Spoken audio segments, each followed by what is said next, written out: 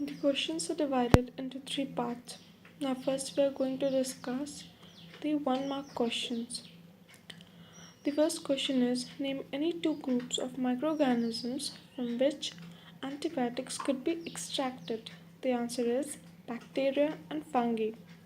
The second question is: many vaccines from the public health program of childhood immunization for preventing infectious disease. Name any two such disease. The answer is vaccine against measles and BCG vaccine against TB. The third question is: majority of children in many parts of India are already immune to hepatitis A by the time they are 5 years old. Why? The answer is this is because since beginning they are exposed to virus through water. The fourth question is: what is the purpose of vaccination? The answer is the purpose of vaccination is to induce the production of specific antibiotics to confer immunity against subsequent infection.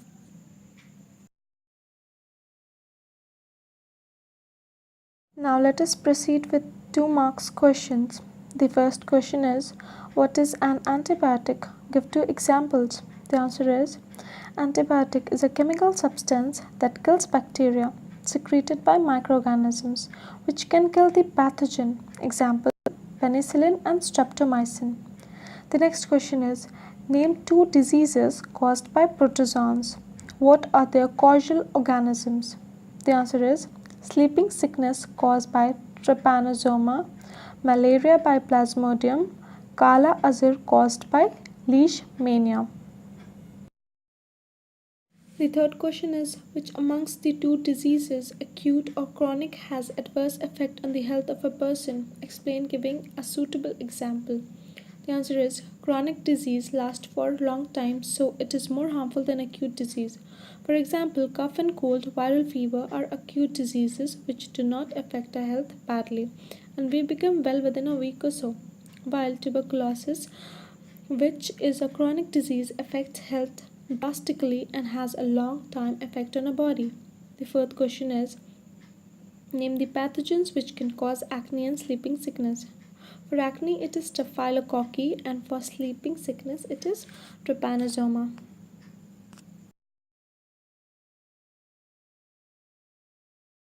Let us discuss the 3 marks questions. The first question is: differentiate between acute diseases and chronic diseases. Acute disease. Acute disease lasts for only a short period of time. It is caused randomly. It does not cause major effect on general health. Examples are cough and dysentery. Chronic disease. Chronic diseases last for a long period of time. It is caused in due course of time. It causes major effect on general health. Example are elephantiasis, heart disease, and tuberculosis. The second question is: the signs and symptoms of a disease will depend on the tissue or organ which the microbe targets. Justify the statement with two examples. The answer is every microorganism shows its effect on any particular tissue or organ after entering into the body. Thus, there is a change in the structure and function of that tissue or organ. For example, if the lungs are the target, the symptom will be cough and breathlessness. If the liver is the target, there will be jaundice. This is called organ specific manifestation. Now, the third question is divided into 3 parts. So, we are going to discuss it part wise. The first question is: why a person suffering from AIDS cannot fight even small infections? The answer is AIDS is caused by HIV, which damages the immune system of the person suffering from it. Thus, the person cannot fight even small infections. The second question is: in a slum area, many people are suffering from malaria. Mention any two. So, it is stagnant water in the surrounding and accumulation of garbage. The third question is: why female Anopheles mosquito feed on human blood? Because female Anopheles mosquito require large amount of protein to lay their eggs, so they feeds on human blood.